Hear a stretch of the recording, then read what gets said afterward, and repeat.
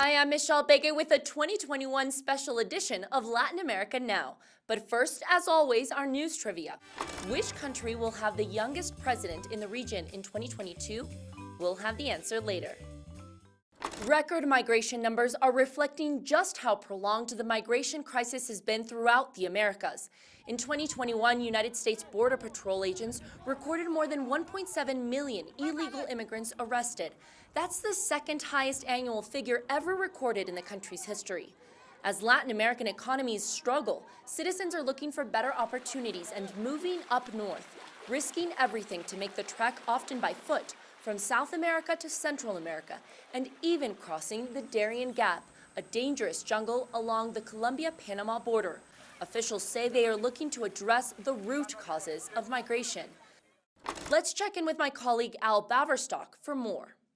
That's right, Michelle. And from across Latin America and the Caribbean, migrants converge on Mexico.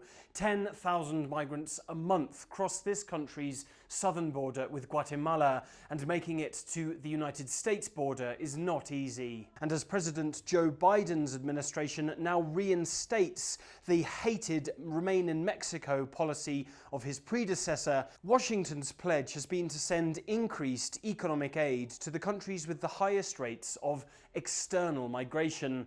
But given how long it takes to rebuild such serious social disintegration, there's no sign of the migration crisis easing at all in 2022. And in 2021, Latin America saw some big shifts in power. There were 10 elections, and 5 of them were presidential contests. Honduras elected its first female president, Xiomara Castro. Nicaragua re-elected Daniel Ortega with a low voter turnout. Ecuador elected conservative former banker Guillermo Lasso over his populist opponent. And Peru had a highly contested election. It took more than a month to confirm the winner, who turned out to be left-wing candidate Pedro Castillo. Lastly, Chile just elected its new president this past December 19th. My colleague Joel Richards has more on these elections. Argentina's President Alberto Fernandez put on a brave face after the government suffered a heavy defeat in the midterm elections in December.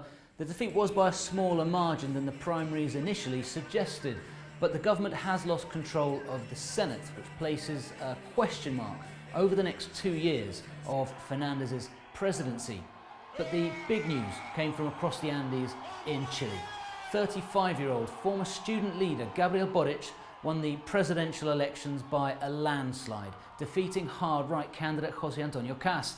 The two candidates had very different visions for the country. Boric won on the pledge to hike taxes to pay for an ambitious social programme to tackle inequality. He has said he wants to work with the opposition and reach broad agreements for the country after the 2019 protests laid bare great discontent at inequality in Chile. And he will be the president who is arguably the furthest to the left Chile has seen since Salvador Allende.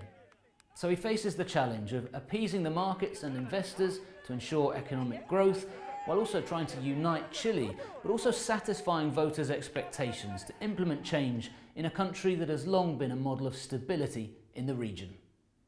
And we're into the second year of the COVID pandemic, and there's no doubt Latin America had its challenges. But let's look at some triumphs. For example, regarding inoculations.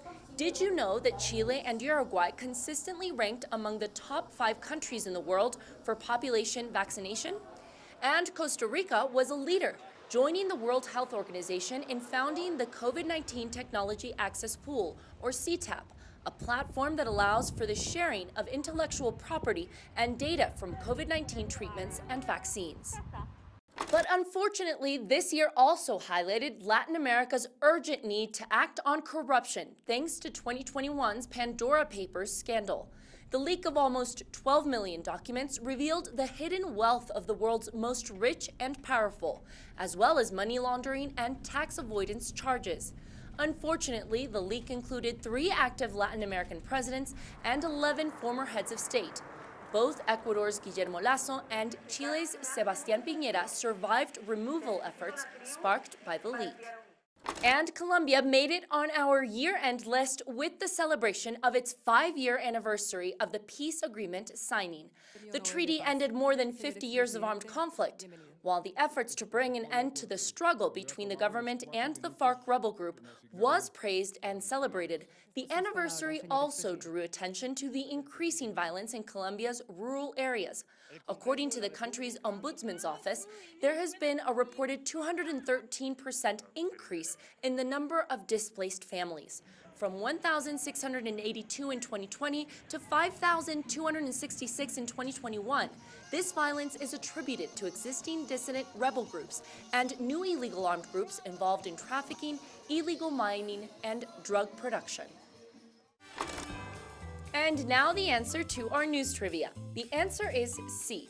At 35 years old, Gabriel Boric will become the youngest person in office in Latin America in 2022.